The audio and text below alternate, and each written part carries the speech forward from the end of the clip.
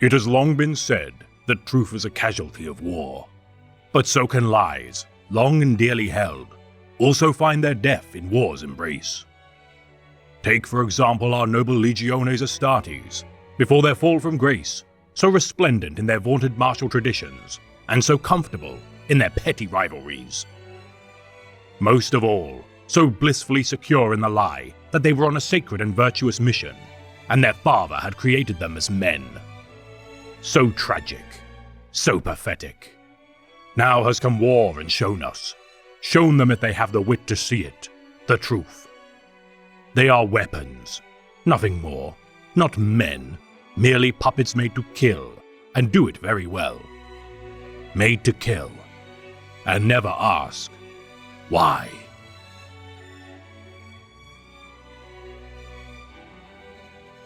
The rebellion of the War Master of Chaos carved an inexorable path to the throne world over 7 years of grueling warfare. Betrayals, dark pacts, and planetary purges acted as torchlights to the path of damnation. Each star ablaze, a symbol of the Lupercal's single-minded ambition to usurp the Emperor. Yet no single world vanguards the path to holy terror, and to invade the crucible of humanity, the traitors to its glory fought en masse to erode its final layer of defense. For today, we shall elucidate the last-ditch effort to stall the advance of the War Master. The Solar War.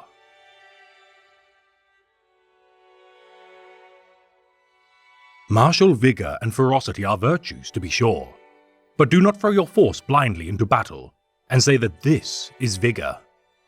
Before committing your forces, examine the situation, review your own strength and that of your enemy, remember your own objectives, and try to anticipate those of your opponent.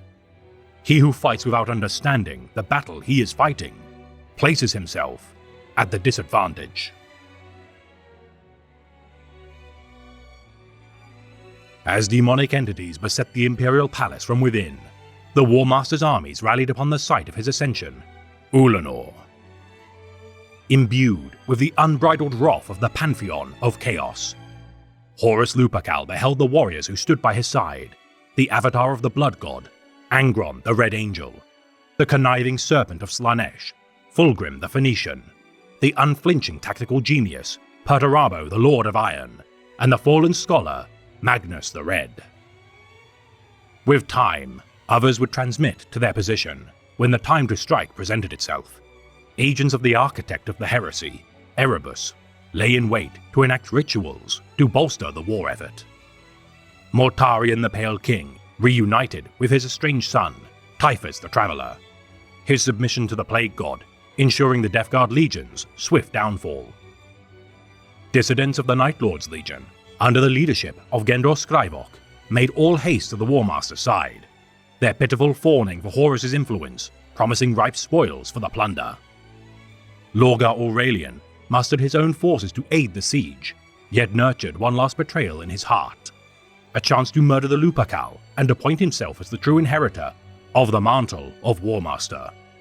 Yet one, or rather two Primarchs, shouldered the greatest burden for the Siege of Terra to be enacted: Alpharius Omegon.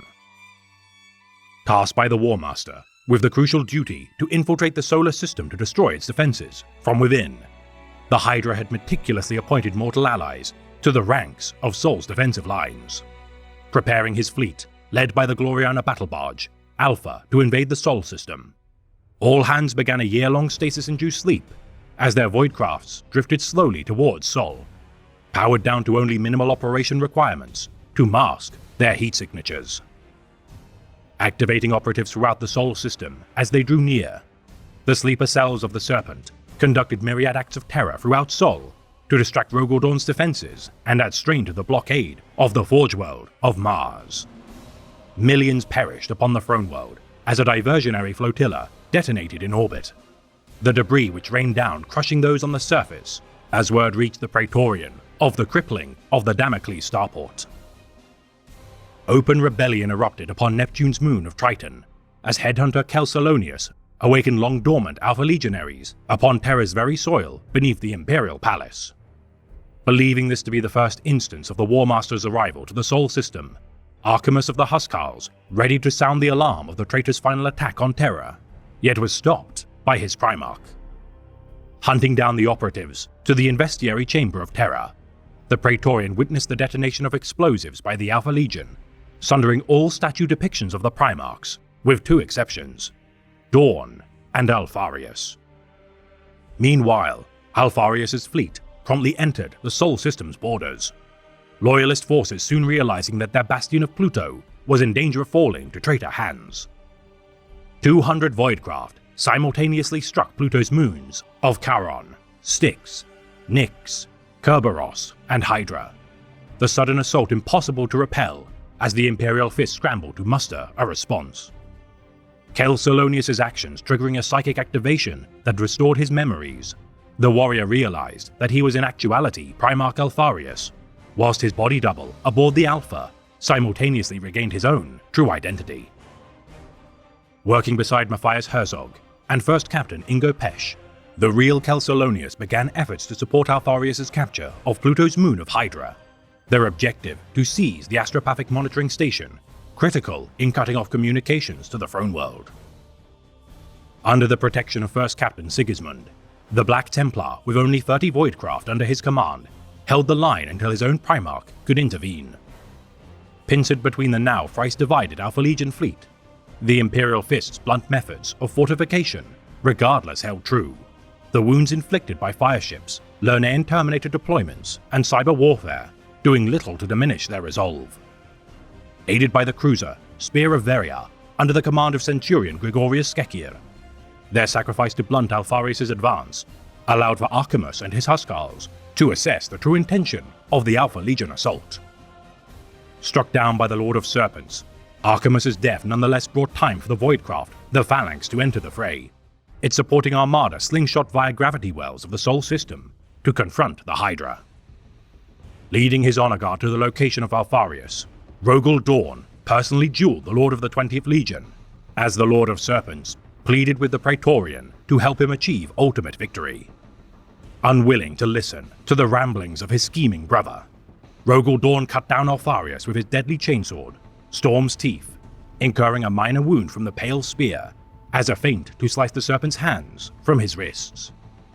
Caving in his skull with the teeth of the Storm, with the death of Alfarius, his brother, Omegon, felt the loss of his twin and knew the Battle of Pluto had been lost. The final action their legion would make during the Horus Heresy, the Alpha Legion withdrew from the Sol system as Omegon assumed the mantle of his slain brother. The pockets of Alpha Legion accomplices purged by the Loyalists as they began to restore order. Yet the first weakness of the Throne World's protection had been exploited, and as Omegon presented Horus with a broken dagger to symbolize the end of their alliance, the War Master enacted his army's final push to assault the Sol system. Do not speak to me of victory. I count nothing as victory while one traitor heart still beats, or while any work they have built still stands. There can be no victory until even the last memories of them are purged from the mind of man.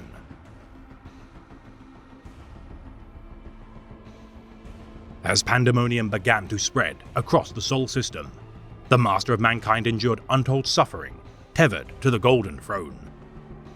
Taking the form of many beings within his simulacrum of the Immaterium, as he assumed the visage of a wearied caveman, clad in ragged furs, huddled by the light of a dying campfire, Horus met with the Emperor. Appearing in the form of a stalking wolf, the Lupercal goaded his father. The Emperor's refusal to acknowledge such petty barbs compounded as he demanded to speak directly to the Pantheon of Chaos rather than their pawn. Rejecting the sovereignty of the ruinous powers as their shadows once more sought to suffocate the light from his dying campfire, the wearied figure once more tended the flame as battle began in the skies above. 5 spheres had been constructed to repel the invaders by Rogel Dawn, each commanded by a senior Imperial Fist officer, as the head of armadas capable of defending each celestial body acted as its focal point. First was Pluto, defended by Sigismund. Second, Uranus, overseen by Captain Halbrecht. Third was Jupiter, under the protection of Captain Efreed. Fourth was Mars, blockaded for years, and under the stewardship of Captain Cambadias. Terra and its moon of Luna stood as the fifth and final sphere, led by Rogel Dawn himself. For should the traitors encroach to such a defensive perimeter, the solar war would be lost, and all hands must rally to defend the throne world itself. Ancient Dark Age of technology warp gates loomed at Uranus and Pluto, the only means for reinforcement to reach the Sol system without utilizing the system's Mandeville point. Commanding the war from Terra's Bab Bastion, Rogel Dawn utilized any and all resources to bolster his spheres of defense, appointing the White Scars to roam the galactic disk to best conduct flanking maneuvers, and bolstering his own forces with members of the Blood Angels. The ultimate objective, to stall the traitors until the vast fleet of Primarch Rabute Guilliman and his Ultramarines could arrive in system. Rogel Dawn, though commanding the single mightiest army to ever defend the throne world, knew all too well how dire his situation was. 8 traitor legions would soon set upon the Sol system, and though not all of them were at full strength, Dawn had only 3 legions to defend Terra's domains. Supported by Admiral Niora Sukasen, General Sol Nibiran, and Magos Kazim Aleph I, so began the greatest trial the Imperial Fists and their liege lord would ever face. A portion of the War Master's fleet, arriving in system during 014.M31, swarmed Pluto's warp gate, the defense platforms, Starforce and Voidcraft of Sigismund hurling any and all firepower against their aggressors, led by the Sons of Horus Captain Horus Aximand and Iron Warrior Sultan Volbron.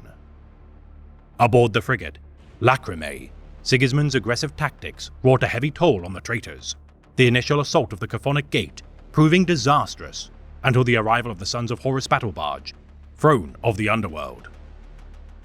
Untold millions perished within minutes, the graveyard of ships rapidly littering the orbit of Pluto, as Aximand at the vanguard of his newborn traitor Astartes boarded the 5 fortress moons of Pluto and unleashed scrapcode viruses, securing the moon's weapon platforms and turning their guns against Pluto's defenders. As the Loyalists reeled, a simultaneous attack of Uranus's Elysian warp gate, led by the Lord of Iron aboard his flagship, Iron Blood, beset Halbrecht's forces. 4,000 traitor war vessels besieged the Fortress Moon's defenses, deploying thousands of drug-frenzied mutants, gangers, cultists, and other cannon fodder for its guns to mow down. Targeting an escaping mobile prison ship in orbit of Uranus, among the chaos upon the vessel, Remembrancer Mercedes Olaton received a vision from the living saint, Euphrates Keeler, that she must meet with Rogel Dawn to deliver a message of vital importance. Witnessing the execution of the prisoners to prevent their capture by the Iron Warriors, Mercedes evaded her jailers and worked with the survivor of the Purge, Navigator Nilus, in their efforts to escape via the only remaining craft. Unleashing Nova Cannon fire on the traitors, as Halbrecht, aboard the battle barge Monarch of Fire, organized a maneuver to surround the traitor advance with minefields. The suicidal charges of several fireships under the orders of Perturabo denied the Loyalists their advantage. The final death blow inflicted with the arrival of the Space Hulk, Daughter of Woe, Halbrecht ordered his men to flee the field, as the guns of the monstrosity picked them apart one by one. Allowing allies of the Emperor's children, Night Lords, and independent warbands to harry what remained, within days the Iron Warriors crushed all Loyalist resistance. Their intelligence gleaned from the actions of the Alpha Legion during their study of the system's defenses, hastening their victory. As Sigismund feigned an order to withdraw his fleet, the pursuing Sons of Horus fell to the explosion of the moon of Kerberos, the overloading of its power reactor complexes using data gens, allowing Sigismund's fleet to counterattack and lure Aximand to infiltrate the Lacrimae. As Templars and Sons of Horus clashed, Sigismund dueled Aximand, avenging the death of Lieutenant Boreas by severing Aximand's hand, despite incurring a wound from his blade, mourn it all. Successfully capturing the Lacrimae, despite the loss of his appendage, Aximand forced Sigismund's men to teleport from the frigate and drove the Imperial Fist from Pluto to return to the throne world. After mere days, the first and second spheres of defense had fallen, yet with the arrival of the true Sons of Horus advance, further dismay would be incurred by the Loyalists. Each deed we perform is the setting of one stone upon another, towards the raising of this great edifice that is the Imperium. The traitors would tear down all our work and bury us in the rubble of our own destruction. Assembling a war council on Terra, Rogal Dorn met with Malcador the Sigillite, Captain General Constantin Valdor, Fabricator General Zagreus Kane, Matriarch Heliosa 78, Admiral Niora Sukasen, Primarch Sanguinius, and Jagatai Khan. Suspicious that Horus had not yet revealed himself to be present, the Great Angel knew from his own precognition that he would eventually confront Horus within the Lupercal's court of the Vengeful Spirit, despite the Warhawk's assertion that the delay of his intervention had given valuable time for Rabute Gilliman's fleet to edge closer to the Throne World. Following the destruction of Pluto and Uranus's defenses, a conglomeration of Sons of Horus, Word-bearers, Thousand Sons and Dark Mechanicum Voidcraft arrived in system. Led by First Captain Ezekar Labadon, Zardu Layak, Arzek Araman, and Sota Nul, this overwhelming force bypassed every sphere of Sol's defense as it hurtled directly towards Mars. Intercepted by the White Scars, led by their legendary Lord of Summer Lightning, Jubal Khan, the cavalry charges of their battle doctrine translated effortlessly into void warfare as they conducted hit-and-run strikes against Ezekar's armada. Boarding the White Scars' flagship, Lance of Heaven, Abaddon and Zardu Layak targeted the senior commander of the 5th Legion's forces in an attempt to decapitate their command structure. Deactivating the ship's gravitic stabilizers, within Zero-G, battle broke out within the flagship, Guandao and Power Sword clashing as Jubal Khan and Abaddon dueled. Striking Abaddon's sword arm with an unorthodox attack, Jubal's expertise as among the finest warriors of the Legiones Astartes regardless proved insufficient in slaying Abaddon. His graceful riposts and far reach of his weapon, sundered by an opportunistic brutish strike of Ezekiel's Power Fist. Shielded from the explosion incurred by the mayhem by a psychic barrier cast by the Crimson Apostle, the otherwise frosty regard which Abaddon held for Layak began to wane as his efforts continued to protect him from grievous harm. Forcing the White Scars to withdraw, the traitor fleet reached their destination between Mars and the Throne World, dividing itself into 3 parts. Whilst Abaddon and Layak deployed to Terra's moon of Luna, Sota Nul aided her benefactors blockaded on Mars, whilst Araman ventured to the Shrine Comet of Terra. Meanwhile, Mercedes Olaton's escape craft made its way to Jupiter, rescued by human refugees despite being hunted by both traitor and loyalist forces. Sending a distress signal to Terra, simply reading Mercedes Loken, Olaton endured the blame incurred by the refugees that she was the source of their continual harassment. Receiving the distress signal, Garvio Loken beseeched the Sigillite to rescue her, yet Malcador reasoned that her proximity to the traitors demanded her confinement, and saving her life could allow for further ruin. Ignoring the Sigillite's warning, Loken's compassion would not allow his kindred survivor of the Istvan III betrayal to die needlessly. As Halbrecht's forces withdrew to the fleeing safety of Jupiter, what remained of his fleet joined forces with Captain Ifrid, their opposition to the Iron Warriors' advance fueled by a need to avenge the fall of the First and Second Spheres. Sota Nul's Dark Mechanicum fleet opened fire on the Mars blockade, the defending Blood Angels and Imperial Fists under the command of Cambadias aboard the battle barge Fortress of Eternity, refusing to allow their long confinement of the Martian revolt to spread. Araman's flagship, the Anktoe, arrived upon the Comet Shrine, beginning a ritual with aid from the Dark Apostle of the Unspeaking who summoned a warp rift within the Sol system. Committing the Phalanx to the defense of the remaining spheres, with word of Abaddon's deployment to Luna, Rogal Dorn traversed to Terra's moon in order to quell what remained of the Sons of Horus fleet. Yet as the Praetorian of Terra began preparations, Garvio Loken alongside his now rescued friend Mercedes Olaton hastened to bring word of Euphrates' message to Dawn.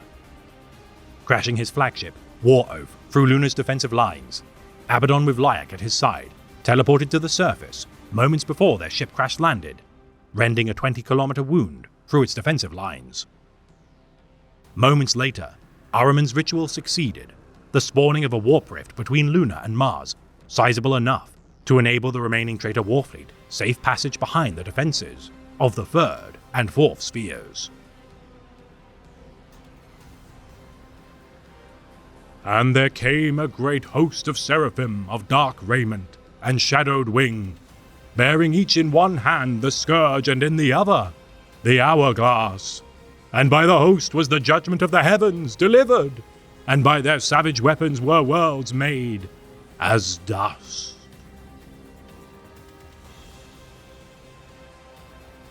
To the dismay of all who beheld it, the vengeful spirit emerged from the warp rift at the head of 10,000 warships. The War Master had now committed himself to the conflict, deep behind Loyalist lines. Atop the Conqueror, the abomination Angron perched, screaming incoherently at the head of his World Eater armada, flanked by Emperor's Children and Thousand Sons Voidcraft, with no obvious signs of their own fallen Primarchs. Millions of demons lingered in the presence of the armada, their sudden arrival plunging them onto Luna and Mars, as the Loyalists attempted to muster a response. At the moment of the fleet's arrival, Rogal Dorn met with Mercedes Olaton. The fears of Malcador realized as she uttered a simple phrase: "Samus is here." Manifesting the terrible entity into existence, the Phalanx mobilized to drive the thousands of demonic entities materializing within the fortress. Manipulating Mercedes, thanks to the prior planning of Horus's equerry, Malagos the Twisted, Samus had waited patiently for Ahriman's ritual as a means to harness the sudden immaterial energies to galvanize his form. Facing the demon in single combat, Rogal Dorn ordered the librarians of his legion to be unshackled from the edicts of Nicaea, their psychic power aiding his battle with the entity, as each time it fell, a corpse of the fallen revived it back into being. As Sigismund's fleet supported the Phalanx, as its systems became corrupted by the influence of chaos, Mercedes' mind fell to madness, and Garviel Loken reverted to his frenzied persona, Cerberus. Unwilling to allow the Phalanx to fall to traitor hands, Dorn and Sukasen ordered protocols of self-destruction to be activated. Yet as all hope seemed lost, Olaton and Loken drew strength from their bond to once more slay Samus. Knowing its cycle of rebirth could not end with conventional means, Mercedes Olaton threw herself into the reactor shaft of the Phalanx, closing the portal summoning the demons and banishing Samus into the Immaterium. Reeling from the assault of the Phalanx and immediate arrival of the War Master's fleet, catastrophe beset Battlefleet Solar as Luna's defenses fell within minutes. Abaddon's Justarin, alongside Lyak and his apostles, infiltrated the gene labs of the Selenar cult, convincing Matriarch Heliosa 78 to betray the Loyalists and join the traitor cause, in exchange for a means to create new space marines for the war effort. As Loyalist positions collapsed across the length and breadth of the Sol system, Rogal Dorn ordered all remaining forces to fortify the Throne World, commanding Sukasen to bring the Phalanx to the outer reaches of the Sol system to prevent its destruction. Perturabo claimed Jupiter as Cambadias abandoned the blockade of Mars, finally freeing the Dark Mechanicum to aid the War Master's conquest. Sol had fallen utterly, little more than a month since battle had first been joined. The worst estimates of the Loyalists exceeded due to the unforeseen variables conjured by the malevolent forces of the Warp. On the 13th day of Secundus, the first bombs fell upon Terra, the Emperor's avatar within the gloom of the Warp, growing frailer by the second. The Horus heresy was all but won in the name of the traitors, for only one battle remained to be fought: the Siege of Terra. Already, the Imperium is lost, and there can be no victory. There is no just cause left in this war. It has become an incarnation of hate, a beast with its own life and its own hunger, and it will never stop, even though the few survivors be left, slaughtering each other with stone knives over the dry bones of the generations before them. Never.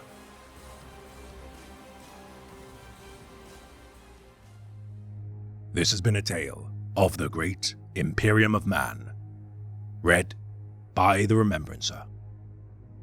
The fall of the Sol system could never have been prevented, only forestalled. Valor, honor, and tactical brilliance made irrelevant by the schemes of otherworldly forces, no matter the ingenious solutions made by the Loyalists, opposition to overwhelming force could never have been commensurate. There will be times in your life that no matter your expertise nor preparation, fate shall conspire against you. Failures and woes incurred through no fault of your own. All that can be done in such dire situations is to rebuild, regroup, and prepare for the next storm, for not all battles can be won. Yet few wars are decided by the conclusion of a single engagement, and those whose victories are made from the pit of failure are always achieved by refusing to give up, no matter the odds.